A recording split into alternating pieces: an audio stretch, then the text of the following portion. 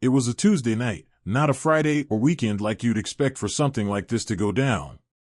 Nope, it had to be one of those quiet, midweek nights where everything seemed still, yet somehow my world came crashing down. I was sitting at the kitchen table, scrolling through my phone with a plate of half-eaten pasta sitting in front of me, cold and forgotten. Kelly, my wife, was at another so-called work event. She'd been throwing that excuse around a lot lately, and while I wanted to believe her, things hadn't felt right for a while. Those so-called work events? They had become something else entirely. She'd come home late, wearing outfits that made it seem like she was going out for drinks at some trendy rooftop bar, not schmoozing clients over dinner. Her heels would clack against the hardwood floor at ridiculous hours of the night, and she'd slide into bed like nothing was wrong. No explanations. No guilt. Just Kelly being Kelly, and me sitting there like a fool, pretending not to notice. That night, though, it was different. It was 10 p.m., the kids were already asleep upstairs, and I was trying to ignore the gnawing feeling in my gut. Kelly shot me a text, "Won't be home till late, don't wait up." Dismissive. Cold. Like I didn't even matter. I didn't bother replying. Just tossed my phone down and leaned back in the chair, letting the silence of the house wash over me. It was suffocating, that quiet. Then, my phone buzzed again. Only this time, it wasn't her. It was a text from Ben, one of my buddies. He sent me a screenshot from Instagram. My wife's Instagram. My stomach twisted as I opened it, and there she was. Not at a work event. Not anywhere near a client dinner. She was at a club. Not just any club either, the kind of place people go when they're looking for something they can't get at home. The video showed her laughing, smiling, her arm draped around some guy who sure as hell didn't work with her. I felt sick, but not surprised. I knew something was off. I guess I had just been waiting for the evidence to slap me in the face. There it was, in full color, and yet I couldn't even react. I just sat there, staring at the screen as this knot of anger and disgust twisted tighter in my chest. There was no point in calling her, I knew she wouldn't answer. So, I waited. Hours passed. The house was quiet, too quiet, like it was holding its breath along with me. Finally, at almost 3 a.m., I heard the front door creak open. She didn't even try to be quiet, stumbling in like she owned the place, keys clattering as they missed the table. The sound of her heels echoed down the hall, uneven and drunk. She barely noticed me as she fumbled with her phone, grinning like she'd just had the best night of her life. "Where were you?" I asked, my voice colder than I intended. She blinked at me, surprised to see me still awake. Her voice was slurred, carefree. "Oh, just out." "Out?" I echoed, standing up. "You're dressed like that, and you were just out? Where exactly?" She laughed, brushing past me like I was nothing more than a speed bump in her night. I followed her down the hallway, my voice low but sharp. "Kelly, where are the kids?" That stopped her. She froze for a second, then slowly turned around, confusion or maybe guilt flickering behind her eyes. "What do you mean?" she mumbled. "I mean our kids," I snapped, stepping closer. "They were here when you left." "They're not here now." She shrugged, like it was no big deal. "They're at my mom's." "I forgot to tell you." I felt my temper flare. "Forgot?" I repeated, my voice rising despite my efforts to stay calm. "You forgot to mention you dropped our kids off somewhere so you could go, what, get trashed and grind on some random guy at a club." She rolled her eyes, bored with the conversation already, and turned toward the stairs. "You're overreacting." My blood boiled. My kids were gone, my wife was a mess, and this was what she called overreacting?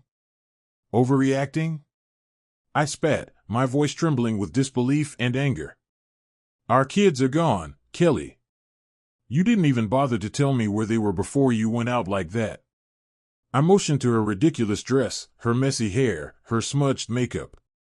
She looked like a stranger standing there, and I hated it. She let out a dismissive laugh, brushing me off like I was the one losing my mind. They're at my mom's. What's the big deal? She tossed her hair over her shoulder, like she couldn't care less that she ditched our kids without a word and came home hours later smelling like vodka and sweat. I could feel something snapping inside me. This wasn't just another night out. This was everything unraveling in front of me. You think I'm an idiot, don't you? I asked quietly, stepping toward her. Do you think I haven't noticed?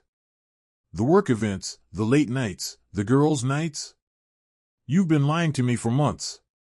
She stared at me, her face blank for a second, like she was trying to decide how to play this. Then, she crossed her arms and said, colder than ever, oh please, you're paranoid. I'm allowed to have a life outside of you, you know. Her words cut deeper than they should have. This wasn't about her having a life, it was about respect. About trust. And she had none left for me. I didn't sleep that night.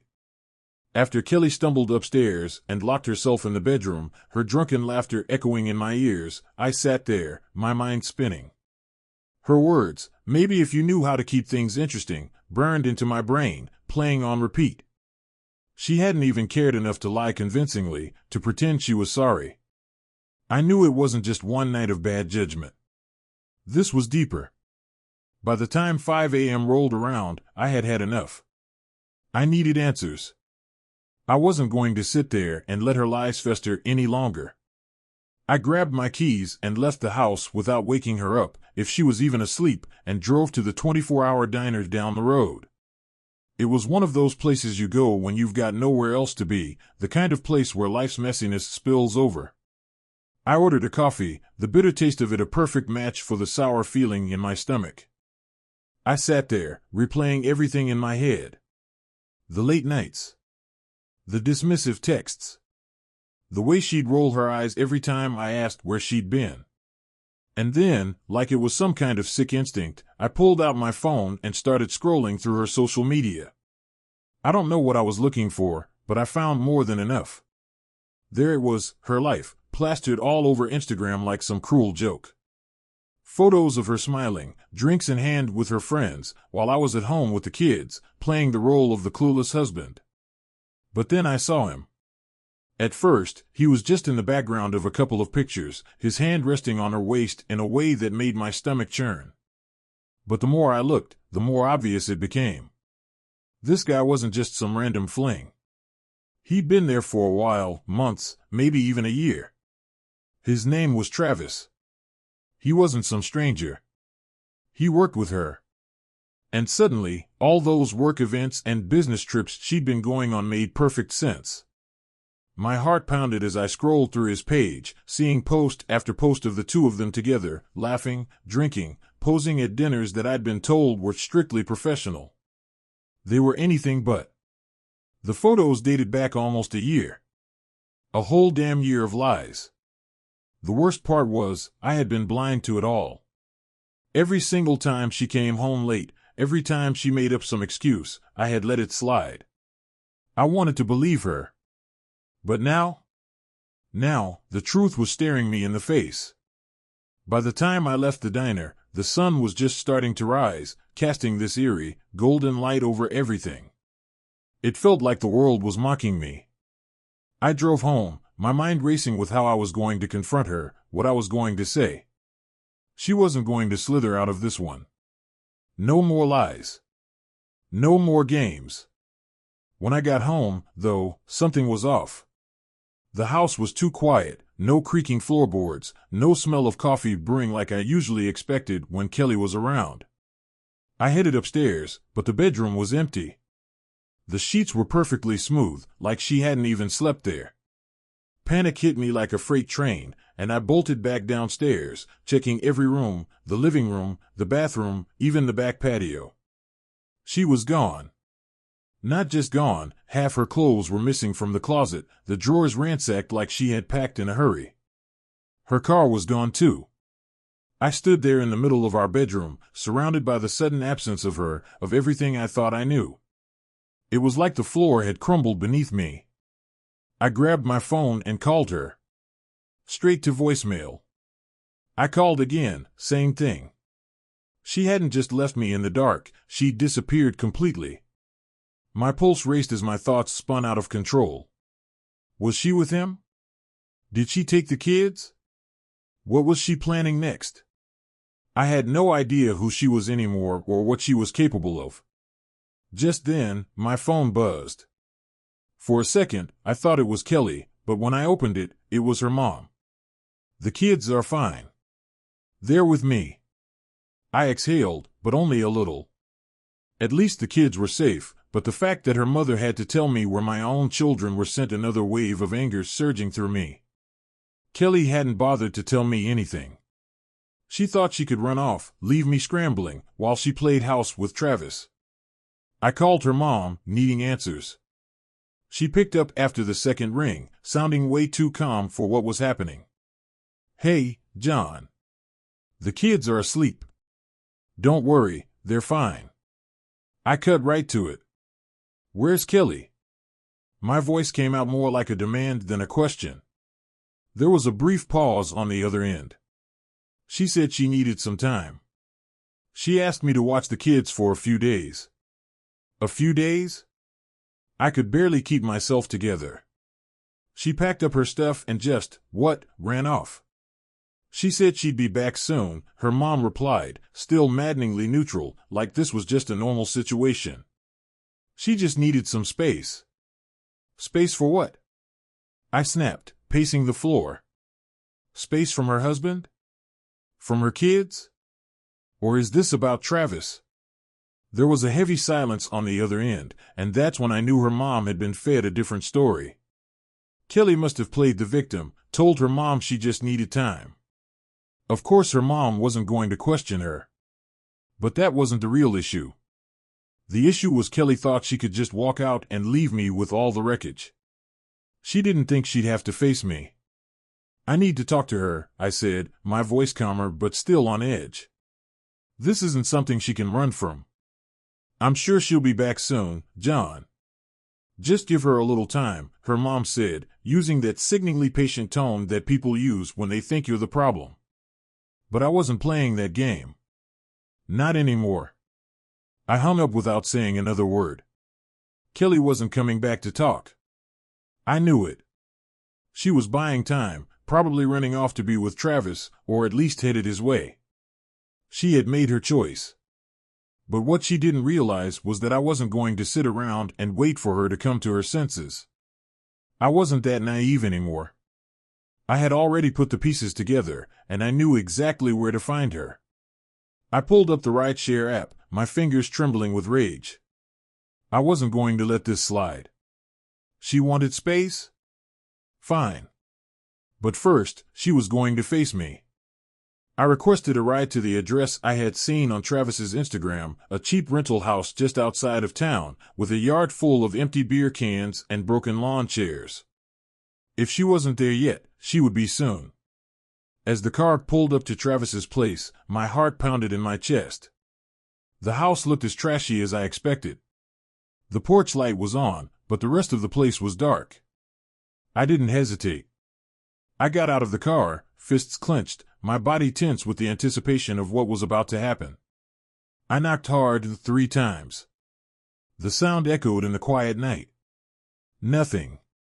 I knocked again, louder this time, and then I heard it, footsteps. The door creaked open just a few inches, and there she was. Kelly. Her hair was a mess, makeup smudged, wearing an oversized shirt that definitely wasn't hers. My stomach churned when I realized it was Travis's. Her eyes met mine, and for the first time, I saw real fear flash across her face. She hadn't expected me to find her. There she was, standing in the doorway, looking like she had just crawled out of someone else's life. Her hair was a mess, makeup smeared from what was clearly another wild night. And that shirt, it wasn't hers. No, it was his. Travis's. My stomach twisted, and a cold, bitter rage surged through me. She didn't say a word, just stared at me with wide eyes, frozen like a deer caught in headlights. For a second, I thought I saw a flicker of guilt. Maybe even fear. But then, just as quickly, her face hardened, slipping back into that smug, indifferent expression. "What are you doing here, John?" she asked, her voice flat, like I was the one who didn't belong, like I was the one out of line. "Really?" I growled, stepping closer to the door. "You're asking me what I'm doing here. You disappear in the middle of the night, leave the kids without a word, and you're shacked up with him." I motioned toward the house behind her, my voice trembling with anger, "and you're asking me what I'm doing here." She sighed, rolling her eyes, clearly already bored of the confrontation. "I told you I needed space." "Space?" I spat the word like it was poison. "Space from your husband, from your kids, so you could come here?" She opened her mouth to give me some half-baked excuse, but I wasn't having it. I cut her off before she could get another word out. "Don't even try to spin this. I know. I know about him. About all of this. You're not fooling anyone anymore, Kelly." For a moment, she just stood there, staring at me, and I could see her calculating, trying to decide whether to fight or fold. But before she could say anything, a voice called out from behind her. "Kelly, who's at the door?" That voice. I didn't need to see him to know exactly who it was. Travis. The second I heard him, something inside me snapped.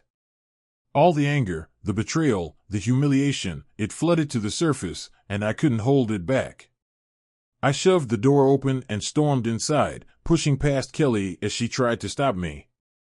"John, wait," she yelled, grabbing at my arm, but I shrugged her off, my eyes already locked on the hallway where Travis was walking toward me, barefoot and wearing nothing but a pair of sweatpants. His hair was messy, and there was this smug, satisfied look on his face that made my blood boil. He had no fear, no shame. Just this arrogant smirk, like he knew exactly what he had taken from me and was enjoying every second of it. "John, man, listen," he started, raising his hands like we were about to have a calm, rational conversation. But I wasn't here to talk. I lunged at him, shoving him hard against the wall. The impact rattled the cheap picture frames hanging there. "You think this is a joke?"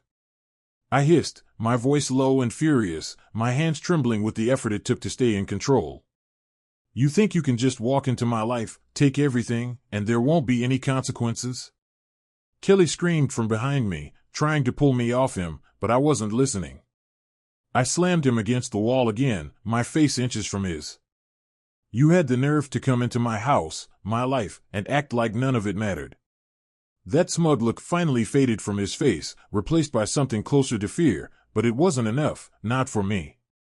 "John, stop!" Kelly shouted, finally managing to wedge herself between us, pushing me back with more strength than I thought she had.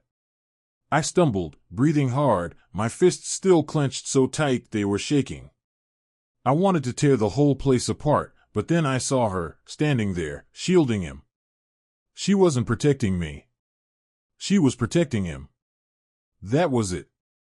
The final nail in the coffin. "This is who you are now?" I spat, glaring at her. "This is what you've chosen?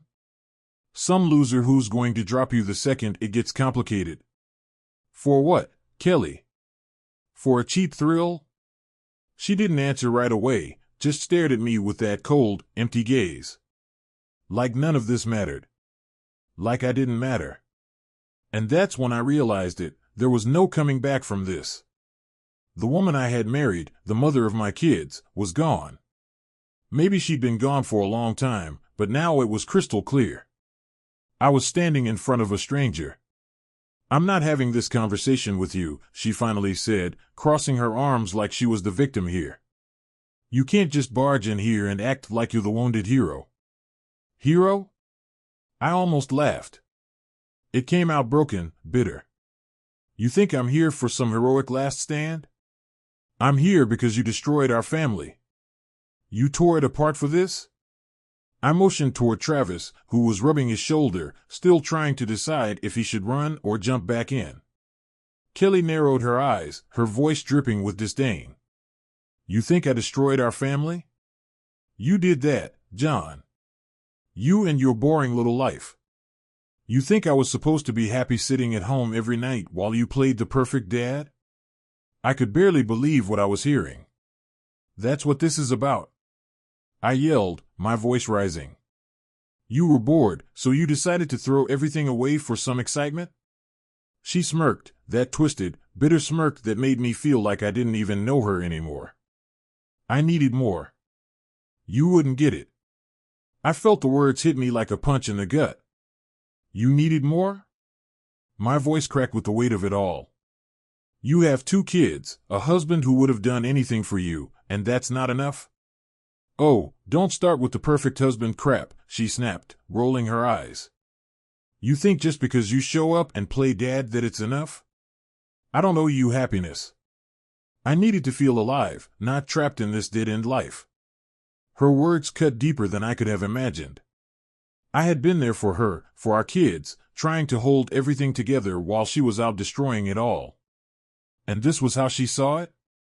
Like I was just some obstacle to her freedom? You're disgusting, I whispered, the words slipping out before I could stop them. You're the one who built this life with me. You made it. And now you're tearing it apart because you're not feeling alive? She shrugged, completely unfazed, like none of this mattered. I know what I want. I know what I deserve, and it's not this. That was it. The moment of clarity. Kelly wasn't just cheating on me with Travis. She had been gone long before he came into the picture. Somewhere along the way, she had become someone who didn't care about anyone but herself. I looked between them, Kelly with her cold, empty gaze, and Travis standing there like this was all some big game. And something shifted inside me. I wasn't going to fight for this anymore. I wasn't going to fight for someone who didn't care whether I lived or died. I hope it was worth it, I said, my voice calm but hollow. All of this. I hope it was worth losing everything. She opened her mouth to say something, probably some sarcastic retort, but I didn't stay to hear it. I turned and walked out, slamming the door behind me. The cool night air hit me like a wave, but I didn't stop. I just kept walking, feeling the weight of it all lift, just a little. It wasn't relief, not yet, but it was something. I wasn't going to fight for Kelly anymore. But I sure as hell was going to fight for myself. I walked away from that house feeling like I had been gutted, but there was a strange calm settling over me too. It was the kind of calm that comes when you finally accept the truth, no matter how painful it is. Kelly wasn't coming back. And honestly, I didn't want her to. The woman I had loved, the woman I thought I had built a life with, she didn't exist anymore. Maybe she hadn't for a long time. By the time I got home, the adrenaline had worn off, leaving me drained. But my thoughts were sharp, clearer than they had been in weeks. There were still things that mattered, my kids, my life outside of her. Kelly might have walked out on us, but I wasn't going to let her walk all over me. Not now. Not when it came to the kids. I sat down at the kitchen table, the same one I had been sitting at the night Kelly didn't come home, when I first knew something was seriously wrong. My head fell into my hands as I tried to map out the next steps. She had packed her bags, left our home, left me, and probably thought she could waltz back in whenever she wanted, like nothing had changed. But I knew better. This was only the beginning, and things were going to get ugly. I grabbed my phone and called the one person who could help me keep this from turning into a disaster, my lawyer. I had reached out to him earlier, when things first started to feel shaky, just to cover my bases. But now, it was real. This wasn't just about me. This was about my kids, and I needed to protect them from whatever chaos Kelly was about to unleash. The call was brief. My lawyer had been through this kind of thing before, and he cut right to the point. John, we need to meet as soon as possible. I'll draft a custody plan, but we need to discuss how to approach this strategically. Kelly's actions could work in your favor, but we have to be careful. The words custody plan hit me like a punch to the gut. This wasn't just some nightmare I was going to wake up from. This was my new reality. Kelly had made her choice, and now I had to protect what was left of my family. I had to make sure my kids didn't get dragged into the wreckage of her selfish decisions. Before I could even put my phone down, it buzzed again. I stared at the screen for a moment, half expecting another cryptic message from Kelly, but this one was from her mother. "The kids are fine. They're still with me." I exhaled, thankful the kids were safe for now. But the fact that Kelly hadn't even bothered to contact me first, to explain anything, just made my anger burn hotter. She was leaving me in the dark while she ran off with Travis, thinking she could keep me guessing, scrambling.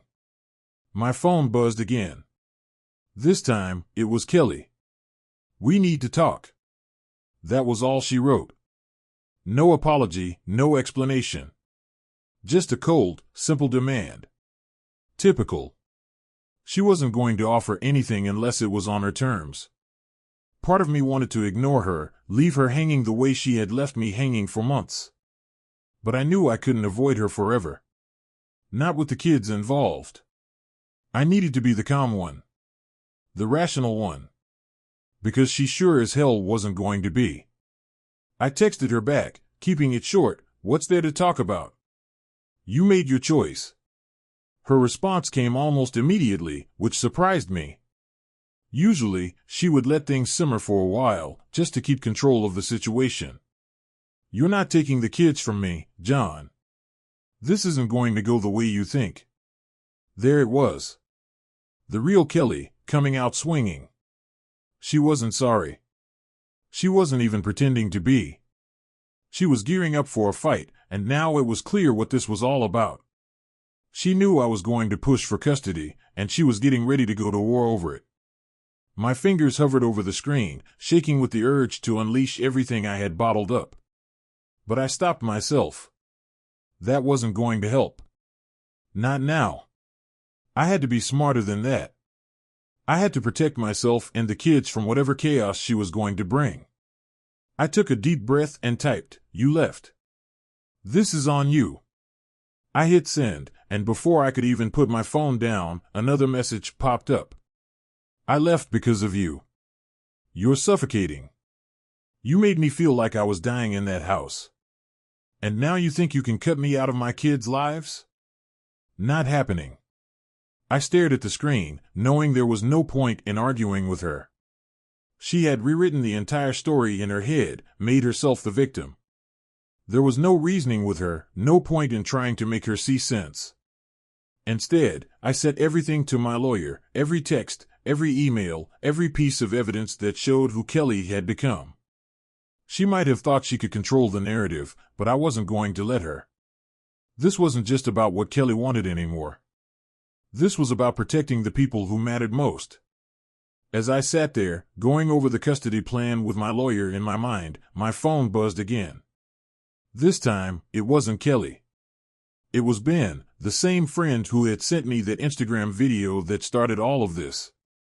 "Dude, I don't know if you're ready for this, but I think you need to see it." Attached to the message was another screenshot. My heart sank. I opened it, bracing myself for whatever fresh hell was about to unfold. It was another picture. Travis and Kelly, together again, smiling like they didn't have a care in the world. The caption? "Free at last." I stared at it for what felt like hours, the words burning into my mind. They didn't care. No shame. No remorse. Just two selfish people flaunting their new life like the one they had just destroyed didn't matter. But if Kelly thought she could just walk away and still have a claim over our family, she was dead wrong. I knew she would come for the kids, and I had to be ready. I wasn't going to let her take what little was left after everything she had already destroyed. I spent the next few days preparing, meeting with my lawyer, laying everything out. The nights Kelly disappeared, the neglect, the drinking. I wasn't going to let her twist this into some story where she came out looking like the victim. Kelly was always good at that, playing the innocent, making people feel sorry for her. But not this time. This time, she had pushed too far. My lawyer had one question: "Do you have proof of her behavior?" "I've got photos, texts, social media posts," I said, my voice flat. "Her own mom told me she's been leaving the kids with her for days without even telling me." He nodded, satisfied. "Good. Keep everything." Every text, every post, every voicemail. We're going to need as much evidence as possible. Custody battles can get messy, and judges don't like taking kids away from their mother unless there's clear evidence she's unfit. That word, unfit, stuck with me. I didn't want to be the guy fighting to prove his wife was unfit. But what other choice did I have? Kelly had abandoned our family. She traded our life for a fling, and now she was treating our kids like afterthoughts. I wasn't going to let her drag them down with her. The courtroom was colder than I expected, not physically, but in the way everything felt clinical, detached. I sat at the table with my lawyer, documents spread out in front of us like weapons in a battle. Across the room was Kelly. She looked calm, disgustingly composed for someone who had torn our family apart. Travis wasn't there, but his presence lingered like a bad smell. He didn't need to show up for me to know how deep this betrayal ran. Kelly sat next to her lawyer, whispering and nodding like she was planning a quick, clean victory. She probably thought this was going to be simple, that she'd flash her innocent smile and walk out with joint custody like she hadn't abandoned everything. But she didn't understand what this was. She didn't get that this wasn't about what she wanted anymore. This was about the kids. And I wasn't going to let her destroy them like she destroyed us. The judge called us to order, and suddenly, everything became real. No more shouting matches. No more text arguments. This was it, the final fight. Kelly's lawyer stood first, launching into some well-rehearsed speech about how Kelly had been struggling, how she needed time to find herself after years of feeling trapped in a stifling marriage. He painted her like the victim of a life she never wanted, playing up her emotional distress like it somehow justified her actions. He finished by saying, despite her challenges, Ms. Dawson has always been a devoted mother. She believes that joint custody would provide the best environment for the children, allowing them to maintain a relationship with both parents. Kelly gave a small nod, playing the part of the misunderstood woman who just needed to be free. I could see their strategy, twist her actions into some kind of emotional rebirth. She wasn't running away, she was rediscovering herself. It made me sick. When it was my lawyer's turn, he didn't hold back. He laid out everything, the nights she disappeared, the drinking, the neglect. He showed the photos of her with Travis, the social media posts where she flaunted her new life while I was home, taking care of our kids. The evidence was undeniable. But as each point was presented, I couldn't help but feel a gnawing doubt. Courts favored mothers. No matter how many facts we threw out, there was always a chance the judge would see her as the sympathetic one. Kelly's lawyer fought back, of course. He argued that everyone makes mistakes, that Kelly's actions were a result of emotional challenges, not a lack of love for her children. He suggested that cutting her out of their lives would be more damaging than the mistake she had made. And then, it was my turn to speak. I stood up, my heart pounding in my chest. I had prepared for this moment, but standing there in front of the judge, it all felt so raw. This wasn't just about facts anymore. This was about me, my kids, and the truth about who Kelly had become. I'm not here to punish Kelly, I began, my voice low but steady. I'm not here to paint her as the villain. But the reality is, she walked out on us. She made a choice to leave her family behind, and in doing so, she neglected the people who depended on her. Our kids. I paused, glancing at Kelly. She sat there, staring blankly, but I saw a flicker in her eyes, anger, maybe. Fear. It didn't matter. I've been there for our kids every day. I've provided stability for them while Kelly was out living her new life. I'm not saying she doesn't deserve a second chance, I continued, my voice growing stronger, but this isn't about second chances. This is about what's best for our kids. They need stability. They need someone who's going to be there for them. Not someone who disappears for days without a word. I felt the room shift. The judge was listening. I had their attention. I love my kids. I've been there for them, and I will continue to be there. But Kelly, she's proven that she can't provide that same stability. She's chasing something else, and I can't let my children be part of that chaos. I sat down, my heart still racing. I didn't look at Kelly. I didn't need to. I had said what needed to be said. Now, it was out of my hands. The judge asked a few more questions, technical ones about our living arrangements and finances. But I could see the gears turning in his mind. He was piecing it all together. The truth was there, and no amount of Kelly's carefully curated victim act could hide it. Finally, after what felt like hours, the judge spoke.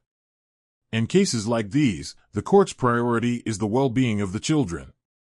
Based on the evidence presented, it is clear that Mr. Dawson has been the primary caregiver, providing stability and consistency in the children's lives over the past several months. I held my breath, every muscle in my body tensing. With that in mind, I am awarding full custody to Mr. Dawson. The words hung in the air, surreal. I had won. I had actually won. Relief washed over me, but I kept my face calm. This wasn't about gloating.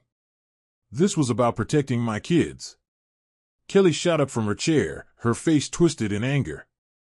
"This isn't fair," she shrieked, her voice sharp and panicked. "You can't just take them from me." The judge didn't flinch. "Mrs. Dawson, you will still have visitation rights. But given the circumstances, full custody will remain with Mr. Dawson." Kelly stood there, glaring at me, her calm facade cracking for the first time. She never thought she'd lose. She never thought I'd fight this hard. Without another word, she stormed out of the courtroom, her lawyers scrambling after her. She didn't even look back. Part of me expected to feel triumphant, like I'd finally won the war. But all I felt was exhausted. This wasn't about victory. It was about survival. I had fought for my kids, and I had won. But the toll it had taken, the emotional wreckage it had left behind, that wasn't something I could just walk away from. As I left the courtroom, I felt the weight lift a little. This wasn't the end of the pain. But it was the beginning of something better. Something more stable. Something that my kids and I could build from the ashes of what Kelly had destroyed. As I drove home, I knew one thing for sure: I would never let Kelly, or anyone else, tear down what I had fought so hard to protect. The kids were safe now. And in the end, that was all that mattered.